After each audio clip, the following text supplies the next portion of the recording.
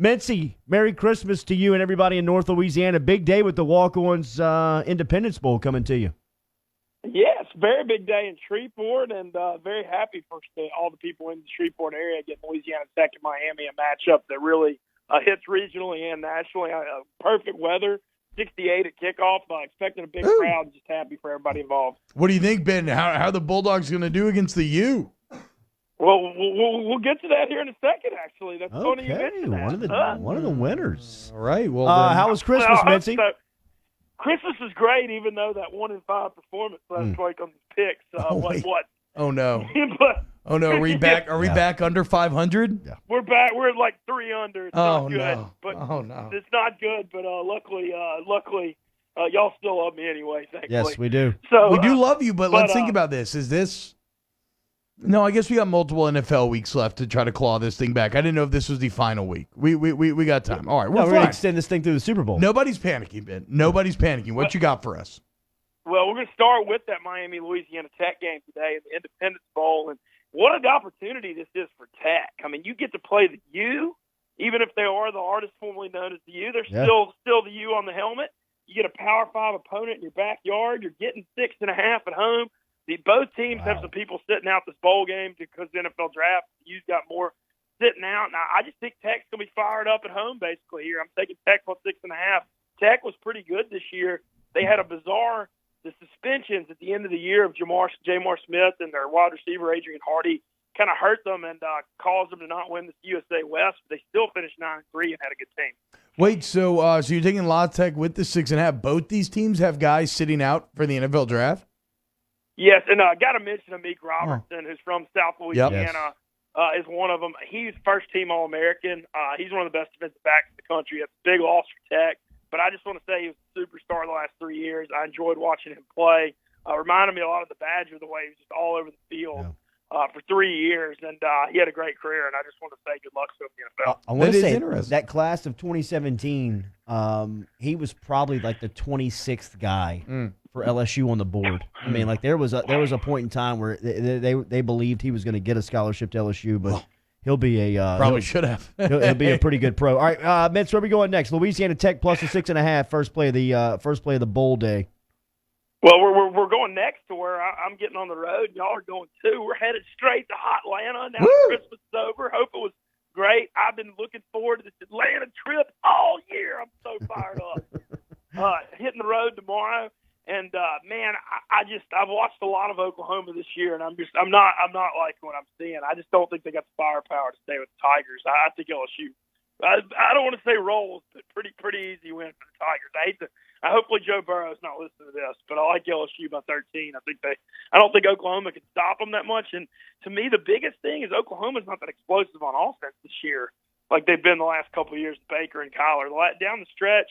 Watched a lot of their games. Was not they kind of gutted out a lot of close games.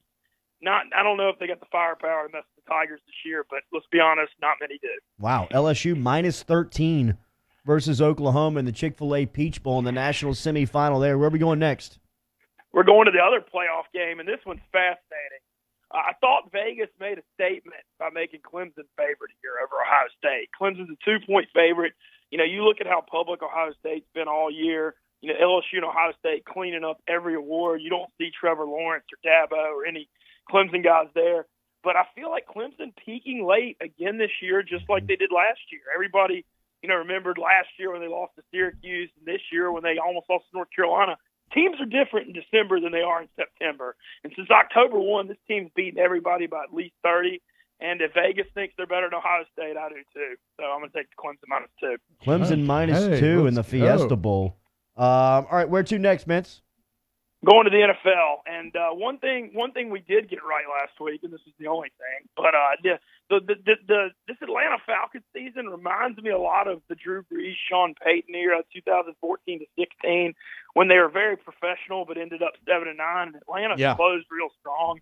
But when you got Matt Ryan and Dan Quinn and Julio Jones, these guys are professionals. I mean, they're not out there tanking for draft picks. And Atlanta's pick 'em at Tampa. Tampa just ran out of gas last week without Mike Evans and Chris Godwin, and I think Atlanta finishes strong to get to 7-9, and I like them pick 'em in Tampa. I got a pointless Jameis Winston stat. So earlier I was reading an article about how the Saints have the best turnover rate in the NFL, only 8 turnovers a year, right? So they've only turned the ball over 4% of the time when they get the ball. 4%, they have a chance of turning it over. The Buccaneers right now have a 19.8% turnover rate. So 1 of every 5 times the Bucs touch the ball, Jameis is turning over the ball. That's some exciting edge of your seat offensive football right there. You never know. His first 2 throws last weekend were pick sixes. Like, he's going to hit the 30-30 club, which is rare nowadays to have a starting quarterback that will not get benched and be able to throw 30 picks. So shout out to Jameis. That was a pick'em you said there, Mincy? Yeah, it's pick'em in Tampa, but I think Atlanta closes and gets it done. I just think Tampa. Love it. Watch that Houston game. You can only lose so many guys, and they could survive losing Evans or Godwin, but losing both tough. So 2 more picks left in the weekend. Where are we headed? We're gonna head to, we saw a little bit of playoff New England last week. What a great game that was home against Buffalo. Josh Allen made some plays, gave him a chance, but New England pulled out, kind of a thriller.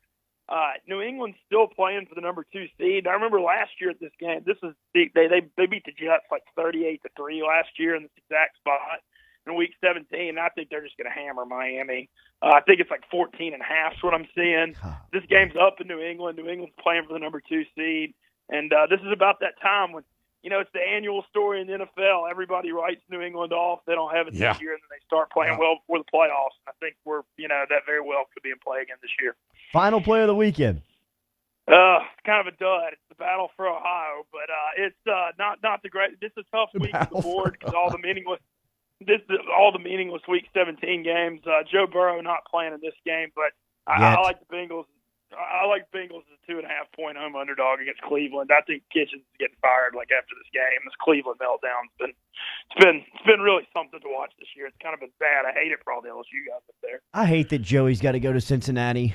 I mean, I know that he'll probably be a hero and a savior there just because of the story of his life. Everywhere he's been, he's succeeded.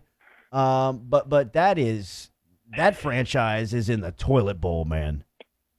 Yeah, well, the thing is Zach Taylor's less qualified to coach a pro football team than anyone. He was just because he was Sean McVay's quarterback coach for a year, you just become a head coach. He was never a college head coach. He was a bad offensive coordinator at the University of Cincinnati under Tuberville. I don't understand how that guy's qualified to coach pro football, but some would say I don't know if I'm qualified to be on here either. Mitzi, what's the itinerary look like for Atlanta?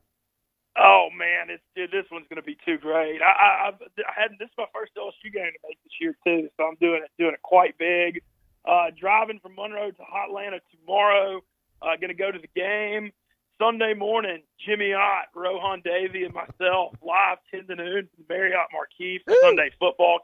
Can't wait for that. And then just the coincidences to be, but.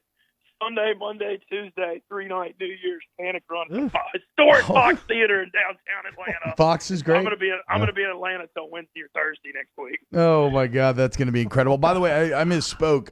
There has never been a quarterback in NFL history to hit that 30-30 club. So all Jameis has got to do, All Jameis has got to do if he throws 2 picks on Sundays. Oh, that's the safest bet of the weekend. That's gold. I mean, that's the safest bet of the weekend. If he throws, Minty, would you take that prop bet?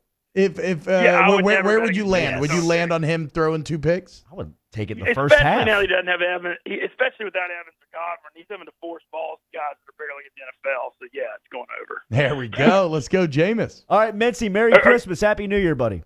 Yeah, Merry Christmas to y'all. Y'all heading back Sunday? Is anybody staying around to watch football? No, Sunday? we're getting out. We're getting out early Sunday, Mincy. Unfortunately, so we're probably not going to see you. Well, you'll see me. We'll make that. All right, Merry Christmas to everybody. Go Tigers. Can't wait for Atlanta, and let's keep this rolling. We'll talk to you soon. There he is, Ben Mintz, checking in with his weekend 6-pack there. Just to recap today's bowl games, Miami and Louisiana Tech from the Walk-Ons Independence Bowl up in Shreveport. He likes the home team. He likes the Bulldogs, Louisiana Tech, plus the 6.5. Then on Saturday, the national semifinals, the Chick-fil-A Peach Bowl with Oklahoma and LSU. The Tigers are minus 13. Mincy likes the favorite there. He likes LSU minus the 2 scores. The later game, the national semifinal in Arizona from the Fiesta Bowl. Clemson is favored by 2 over Ohio State. Mintz likes Clemson there as the favorite playing against the Buckeyes. Then on Sunday, Atlanta, Tampa Bay, a pick 'em. He's got the Falcons there. New England, Miami. The Patriots are favored by 14.5. Whoa, 14.5 from Foxborough. He likes the Patriots there. Then the battle for Ohio, as Mintz called it, the Browns versus the Bengals, with Cincinnati favored by 2.5. Wet noodle fight. Next time the Bengals take the field after this game, Joey Burrow could be their starting quarterback.